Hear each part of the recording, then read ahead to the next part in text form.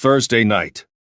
After 20 years of marriage, my 39-year-old, attractive wife, mother of our 2 girls and the love of my life, dropped a bombshell on me.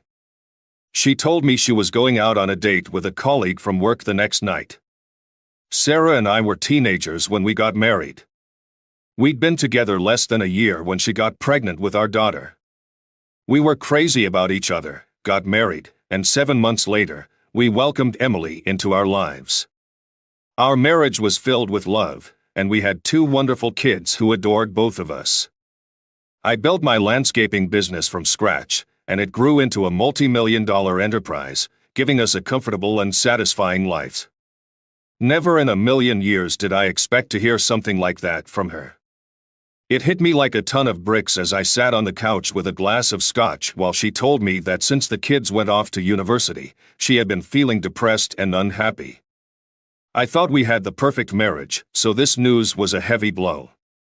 Sarah revealed that Ryan from accounting had been a close friend who had helped her through her depression, which was news to me. It was odd because she had never mentioned being depressed or even upset. The idea of my wife relying on another man to help her with her emotions was painful, but the fact that she wanted to be with him was devastating. Apparently, Ryan is married with 3 young daughters and is pretending to be some kind of counselor, when in reality, he's just a predator preying on vulnerable, married women.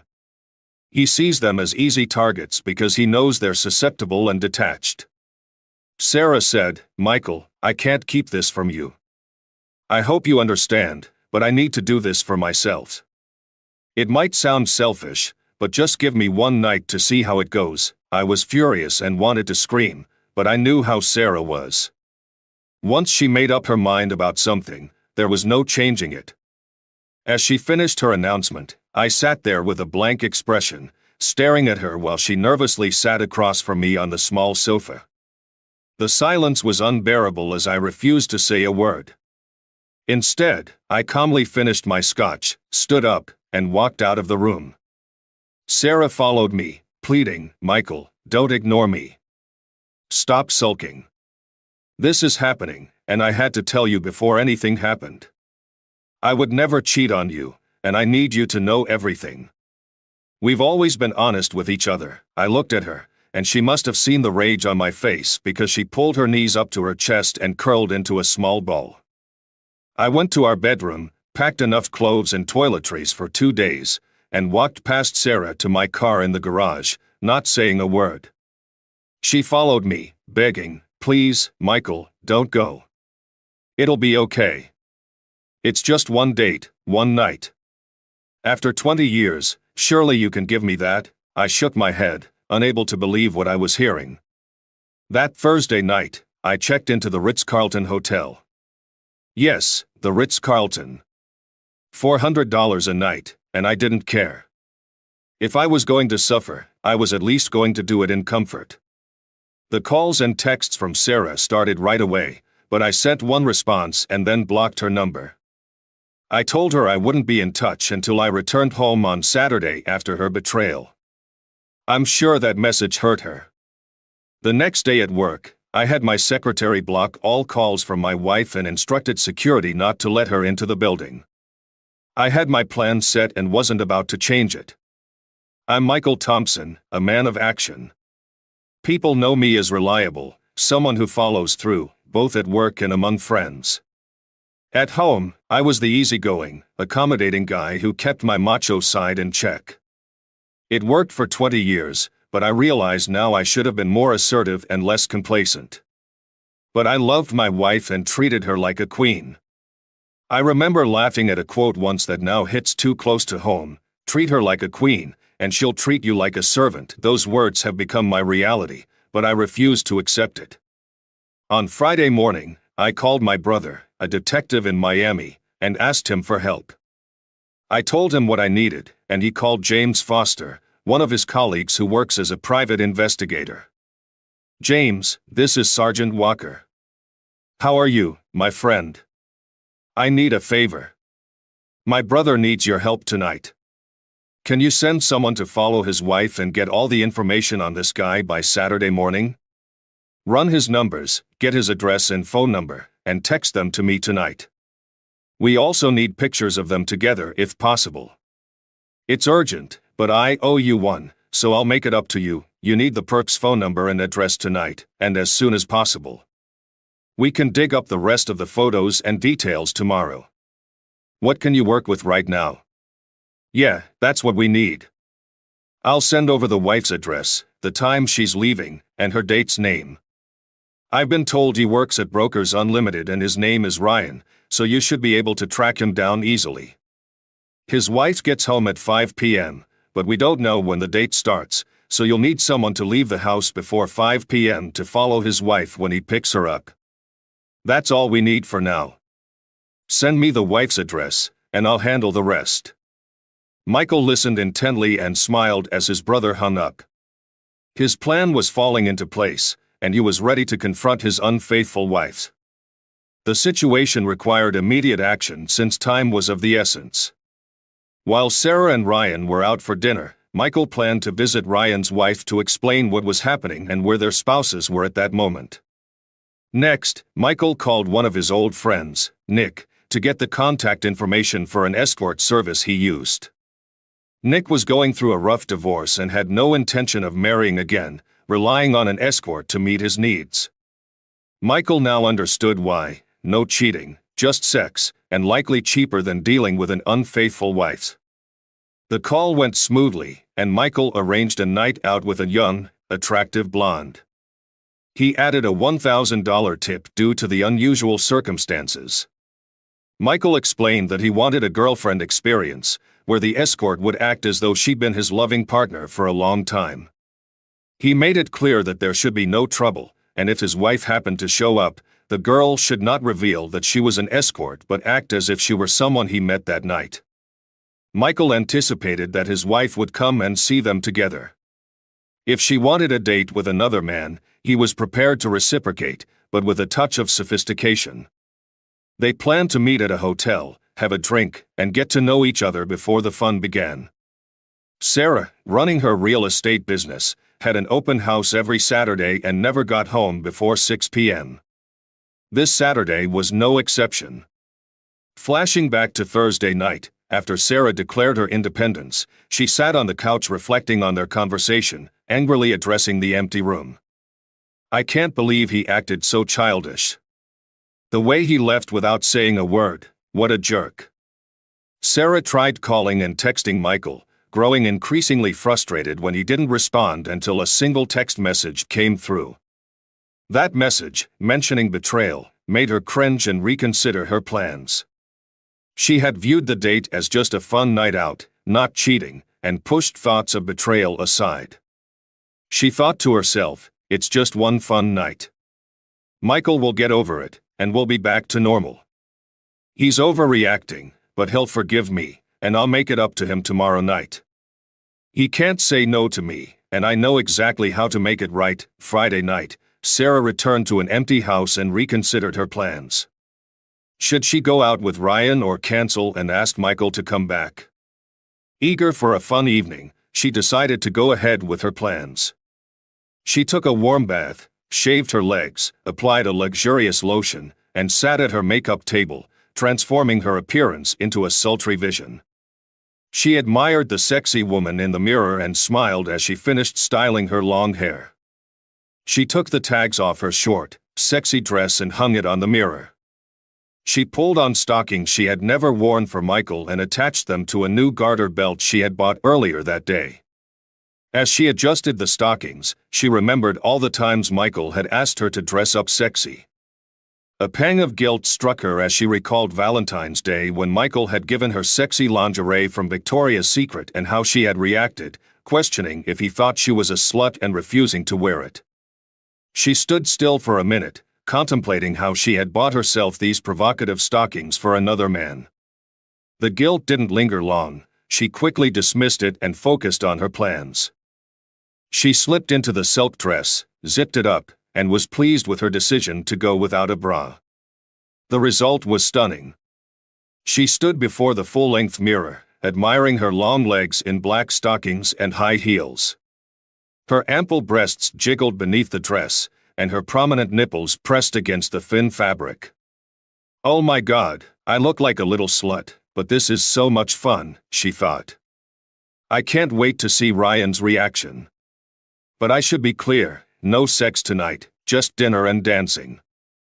Sarah tried to convince herself that tonight's date with Ryan was just that, a date, and nothing more.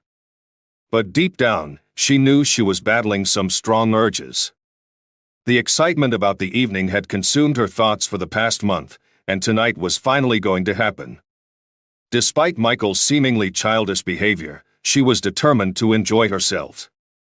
Sarah was certain Michael would understand and let her have this night because he always allowed her to do as she pleased. She loved him for that. Then, Michael's final phone call came in.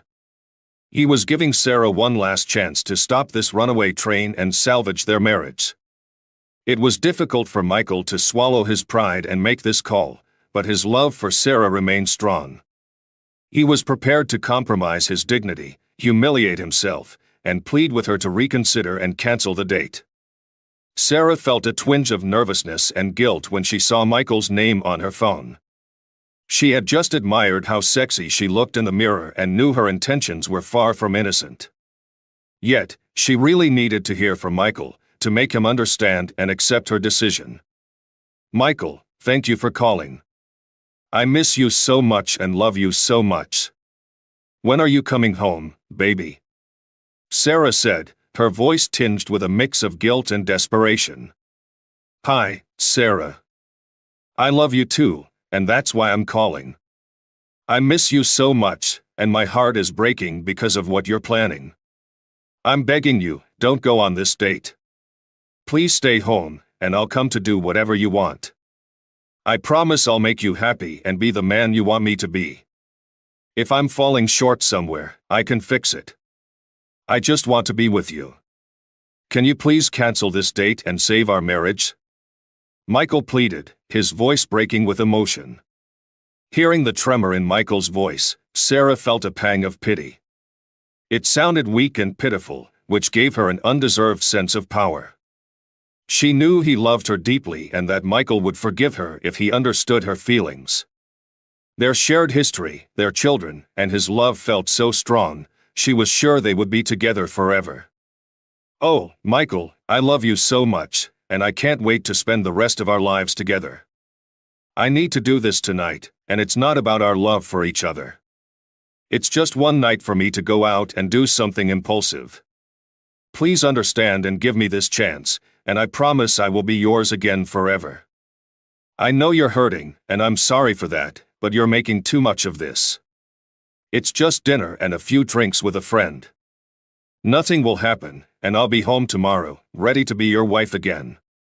I love you, Michael, but I have to go, she said, tears welling in her eyes. Sarah wanted to hang up but heard Michael's desperate pleas as she ended the call. She wiped her tears, trying not to smudge her makeup, looked at herself in the mirror, and turned back to her reflection. I'm sure he thinks I'm being a bitch about this, but Michael, I'm sorry. I have to do this for me. Please don't be angry. She fixed her hair, adjusted her lips, spritzed on some perfume, and tried to push Michael out of her mind. Back in his hotel room, Michael stared at his phone after the call ended. The anger inside him flared up again. He had just begged his wife not to go on this date, and she had essentially told him this was happening, promising everything would be fine tomorrow. Grief overwhelmed him as he realized he had lost her, the only woman he had loved and been close to for the past 20 years. Meanwhile, James, the private investigator, was parked in his white van across the street from Michael and Sarah's home, observing as Sarah pulled into the garage shortly before 5 p.m. An hour later, he saw a car pull into the driveway. James recorded the license plate number, made a few calls, and 10 minutes later sent Walker and Michael the information they had requested. The home phone number and address were delivered to Walker and Michael's phones before the couple had even left. When Ryan entered the house, he noticed the sadness in Sarah's eyes. He realized she was feeling insecure and guilty about the situation, a common reaction from wives suddenly questioning their actions. Knowing he had to act fast, Ryan employed his skills to manipulate her. He liked a challenge and was determined to use his experience to change her mind. It's okay, Sarah. We don't have to go through with this. I completely understand. You can't go out with someone alone, even just for dinner or a movie. Your husband wants to protect you from predators, but if he only knew how much I care about you as a friend, he might feel differently. I'm disappointed we can't be together tonight, but I understand, Ryan said, offering comfort and reassurance. I was really looking forward to spending time with you and trying out that new restaurant. I've got an idea. How about we just grab dinner together, and then I'll drop you off at home. I'm sure you won't mind if you hang out with a friend for a while. His nonchalant attitude made Sarah feel reassured that having dinner was perfectly fine. Besides, she was already dressed up and, deep down, she was eager for the outing. At 7 p.m., James watched as the couple drove off towards a downtown restaurant. He promptly informed Walker and Michael of their location and continued to update them throughout the evening. Taking photos was easy, and James spent the next 4 hours capturing every moment of their dinner. He snapped shots of them holding hands as they entered a dance club, dancing, kissing, and acting like a loving couple. He even recorded videos of them slow dancing, where Ryan's hand wandered over Sarah's backside, caressed her breasts, and shared intimate kisses on the dance floor. James sent all the photos and videos before sunrise the next morning. At exactly 8 p.m., Michael made the call to Sarah's father, David. They had been close friends and golf buddies for years. Michael broke the bad news with a heavy heart. "Hi, David, it's Michael." "Hi, Michael. Are we still on for golf this Sunday?" "I'm not sure. I've got some bad news." "Hi, David. It's Michael." "Yes, Michael. What's going on?" "At the moment, your daughter is out on a date with a coworker. I thought things were fine between us, but she told me she needed more and started seeing this guy. You know I care about you and Linda, but I can't overlook this. I consider our marriage over. She's breached our prenup, and that's something I can't forgive. I wanted you to understand the reasons behind what's coming. I'm sorry it had to end this way." "Michael, are you saying she's with someone else? Are you certain? This doesn't sound like her." "David, I've hired a private investigator who's currently watching them. While we're talking, she's out with that guy. She's betraying me, our marriage, and our kids right now. I'm sorry, this is tough for me, but I respect you and wanted you to know the truth. I'm so sorry, Michael. Please don't do anything rash. I know she loves you, and maybe there's a chance to work things out. I'm sorry, David. I'm done. I'll call you soon. Maybe you two can figure it out. Let's plan for next Sunday. It sounds like it's going to be a rough weekend." After getting the address of the traitor from the investigator, Michael drove 20 minutes to Ryan's house to meet his wife, Lydia. She looked puzzled when Michael asked if she was Mrs. Carter, Ryan's wife. The 30-year-old mother of three answered the door wearing tight jeans and a lacy top that accentuated her well-endowed figure. Michael forced himself to maintain eye contact, trying to stay composed. "Are you Mrs. Carter, Ryan's wife?" "Yes, is everything okay with him?" "He's fine, trust me. He works with my wife. May I come in for a moment?" They sat in the living room while Michael delivered the distressing news. "Mrs. Carter, I'm sorry to say this, but right now, your husband Ryan and my soon-to-be ex-wife are on a date." "Yes, my wife told me just yesterday she needed more and that Ryan had been so generous that she felt compelled to repay him. Are you sure this is the right person?"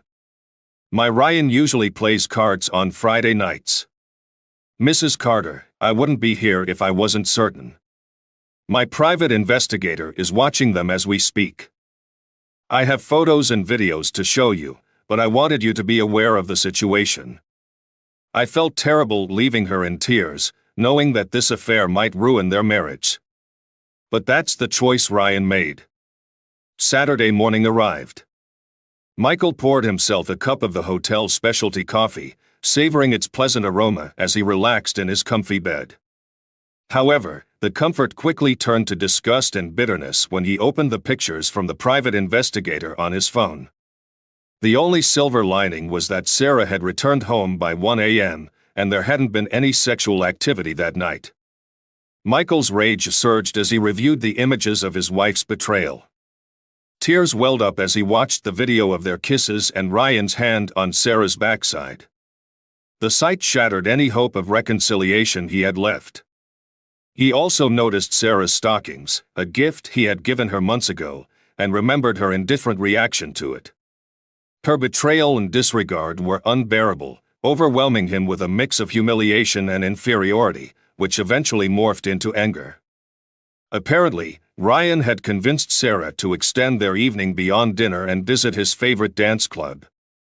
This choice marked the downfall of her marriage, and deep down, she had known it was wrong but went along with it anyway, wanting to experience it just this once.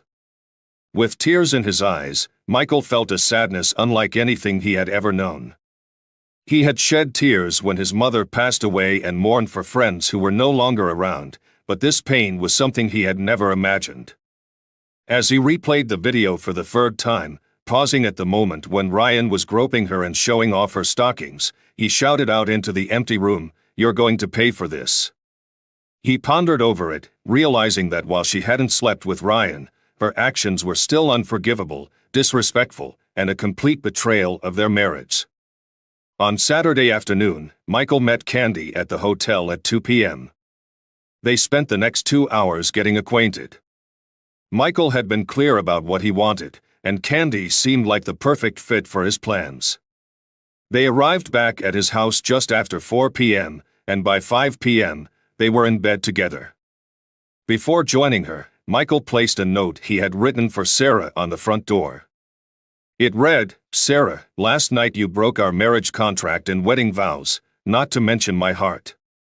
Since you broke that contract, I no longer consider us married.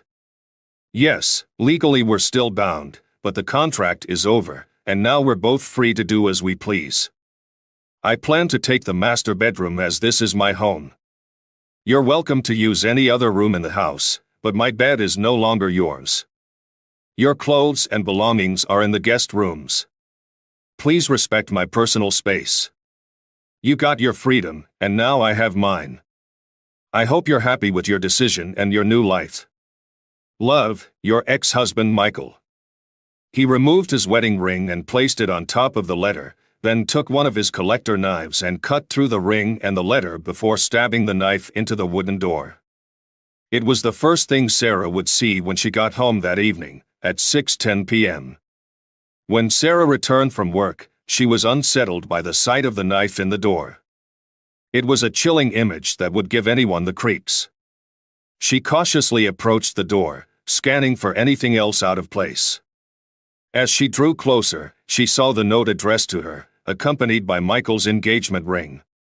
Her heart raced, and tears streamed down her face as she read the letter.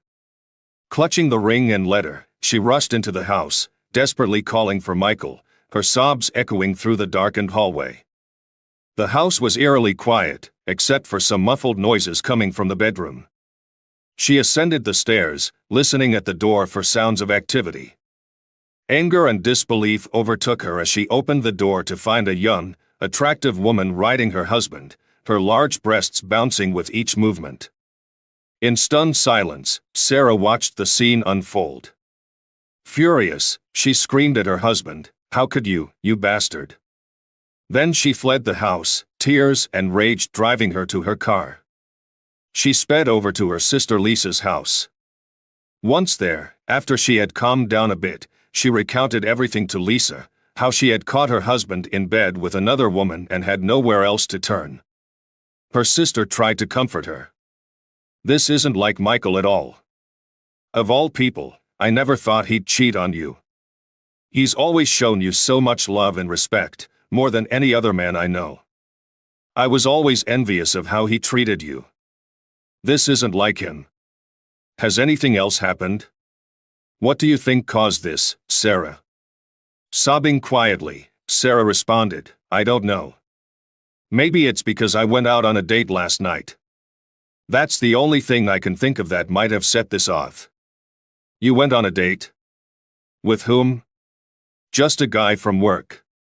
It was nothing sexual, just dinner and a little dancing. Seriously? You went out with another man, had dinner, and danced, leaving your husband alone? Is that right? Well, yes, but you're making it sound worse than it was.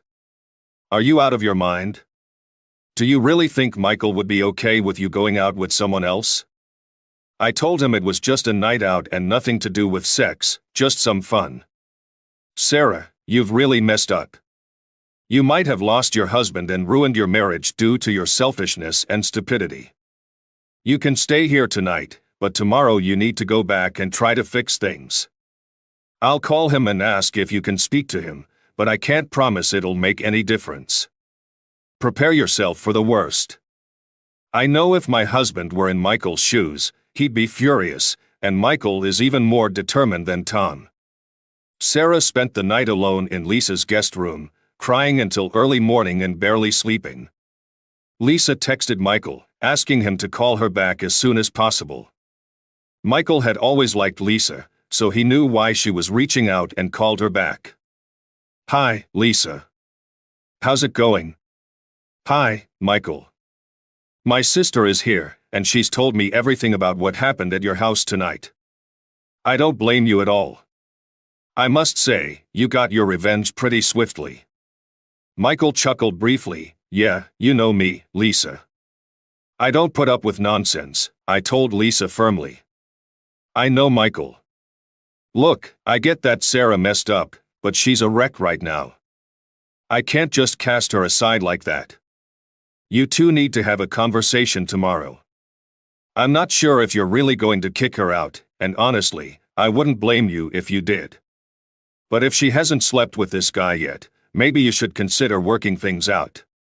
Maybe some counseling or even shock therapy for her damaged brain might help. Either way, please let her come back and talk tomorrow. Lisa, of course she can come back. It's still her house, and I didn't kick her out. She just won't be sharing my bed while she's here. I'm no longer upset or angry. My anger has turned into deep resentment over her betrayal. I'll let her talk, but I can't make any promises about the future. Right now, I hate her as much as I once loved her. My emotions are controlled by pain, and it would take a miracle for me to want her back. You're the smartest one in the family, Lisa. I can't believe my sister thought you'd be okay with her dating someone else. What a fool. Be patient and remember that she loves you. I hope she didn't go too far with that idiot. Goodbye, Lisa. Let her come home when she's ready. Bye, Michael. You're my favorite son-in-law, you know that? I know I love you. Goodbye, Lisa. Sunday afternoon rolled around. I came back from the gym and saw Sarah's car parked in the driveway. She was sitting at the kitchen table, trying to put on a brave face. You know we're not getting a divorce, she said with a strained smile. We can work this out because we love each other. I stayed silent, picked up my coffee cup, and sat across from her. Sarah nervously fidgeted with her hands in her lap. After a few sips of coffee, I finally broke the silence. Sarah, I'm okay with whatever happens. Divorce or not, it doesn't matter to me anymore. You broke our prenup, so as far as I'm concerned, the marriage is over. I no longer see us as a couple, and you're free to be with whoever you want, just like I am. The only change is that you won't be sleeping in my bed, and we won't be sexually involved. That ended the night you went out with your date. Michael, he's not my boyfriend, and nothing happened. Sarah, you went out with a man who isn't your husband. You dressed provocatively, had dinner, held hands, let him touch you, kissed him, and spent time with him. To you, it might seem like nothing, but to me, it's everything. That's what ended our marriage. So, if you want no divorce, then fine, we won't get one. But don't expect me to be with you again. No, I don't want a divorce. Give us time, and I'll be back in your bed. So, are you done seeing that little slut you were with? I'm not putting up with this. I started laughing and said, now that's funny. You broke our prenup, not me. You ended our marriage the moment you agreed to go out with your date. You set me free the moment you left with him. I'm not stopping my time with Candy. She's young, sexy, fun, and a fantastic lover. Honestly, it's the best sex I've ever had. We did things you never offered me, and now I know what I was missing. Why would I give that up? If you don't know this already, Sarah, while you were out with your date, I paid a visit to his lovely wife, Lydia. Did you know they have 3 beautiful children? Never mind, I'm sure you didn't consider that while you were with your lover. Anyway, she told me something interesting about Mr. Nice Guy. You're the 3rd woman Lydia has caught him with in the past year. She also mentioned that Rebecca Martin from your office was the last woman he cheated with, which led to her divorce. Ryan has a long history, but Lydia says he's done. She believes that once a cheater, always a cheater. I think you're in that category now. I think you could have found a better lover to cheat with, but I wouldn't know. Sounds like you and Ryan managed to ruin 2 families with 5 kids. Great job. Sarah looked shocked as she processed the news. The realization that her lover was just another unfaithful man hit her hard. Her anger at herself was palpable, and learning about Ryan's history left her horrified. She lost control, her frustration boiling over. Michael, he's not my boyfriend. You have to stop saying that. I can't believe you went to her house and told her he was cheating. My God, it was just dinner. You're really cruel and hurtful. And what about you? I countered. Having another woman in my house is inexcusable. This has to stop. It was just dinner. Have you forgotten about the dirty dancing, kissing, and touching at the club? I promised Lydia copies of all the photos and videos, so she'll have evidence when Ryan tries to downplay it. I know you think it's not cheating, but in the real world, it's exactly that. Betraying your marriage by being with someone else is cheating. When are you going to understand that? So, you think I'm cruel and hurtful? I'm curious, how do you define what you've been doing? Loving and caring? No, I'm not giving up my time with Candy. If you can't handle that, you don't have to stay. No, Michael, I want you to stop seeing her and be with me. I promise I won't see anyone else. Oh, you promise? Funny how your promise to be my wife and forsake all others turned out to be worthless. Sarah, if you don't like our arrangement, you're free to leave or get a divorce. Maybe you can move in with your lover since he'll need a new place to stay too. You two deserve each other. Well, you could stay here or maybe move in with your sister Lisa, I said coldly. I'm sure she'd be thrilled to have you there. You'd be a great role model for her girls. Michael, are you going to stop seeing that woman? Don't you love me? Don't you want us to be together again? Sarah, it's too late for that. The moment you told me you wanted to be with another man, you destroyed everything. Do I still love you? Yes, but my trust is shattered. How can I trust and love someone who so easily walked away from our marriage? No real man would tolerate his wife being with someone else, but you went ahead and did it anyway. You made it clear you were going to be with another man, regardless of my feelings. Now you need to face the consequences of your actions. I want to be with Candy, a young, sexy woman who offers me things I never knew I was missing. Seeing me with her must be hard for you, but now you know some of my pain. Payback can be harsh, but you brought this on yourself. As for divorce, that's your decision. We can live together as housemates and see how things go, or you can agree to the divorce, and I'll have the papers ready in a week. Your words mean nothing to me right now, I said firmly. Sarah understood the gravity of my tone and knew not to push me further. For the next month, I brought Candy home every weekend. We were together in bed multiple times a day, and it was exhilarating. She made me feel good about myself and helped me regain the confidence that Sarah's betrayal had eroded. Sarah hated the weekends and begged me to stop seeing Candy, but I didn't relent. Sarah would leave as soon as Candy and I arrived on Saturday night and wouldn't return until Candy was gone. I had Sarah text me after Candy left.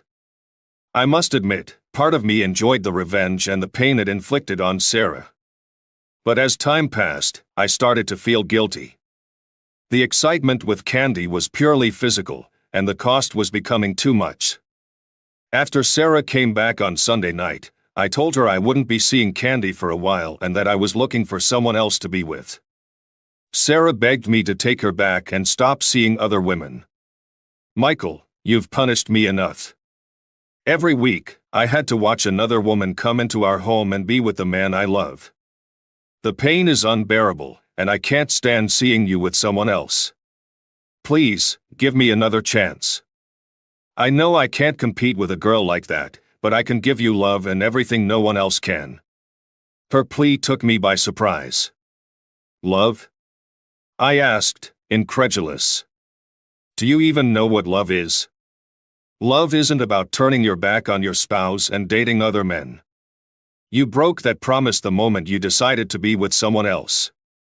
So, no, I don't think you understand love, and you can't give away what you don't truly possess. But here's what I'll do. I won't date anyone else until we have counseling. If we can work things out, maybe there's a future for us." Sarah leaped off the couch, hugging and kissing me fervently. "Thank you, baby. I promise I'll make it up to you." "Not so fast," I warned. "I'm not forgiving you yet. I'm just giving us one last chance before I make a final decision about your cheating." "Michael, don't say that. You love me, and I know we'll always be together. Can I sleep with you tonight, please?" she asked, kissing me.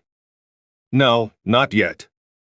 I can still see the images of you with that other man in my head. The memory of you kissing him and letting him touch you haunts me constantly. I'm still furious at you for hurting me and wrecking our marriage. You're lucky our children don't know about this, otherwise, I wonder what they'd think of their mother. I'm still angry, and we'll take our time with counseling. I've made an appointment with Dr. Reynolds for Tuesday, and we'll start the painful process of reliving all this twice a week for the next 3 months. It's the same therapy you read about in stories, just as painful and tedious. I had to revisit the affair and listen to endless discussions. Life would have been much simpler if you had stayed true to our vows, but I suppose that was too much to ask. After 3 months of counseling, we made some progress. Sarah realized the extent of the pain she caused and understood my reaction. She complained about the revenge sex, but I reminded her that she had broken our prenup, giving me a free pass to do as I pleased. She eventually accepted that, though she was still unhappy. The counselor gave me a hard time about my revenge, but I didn't care.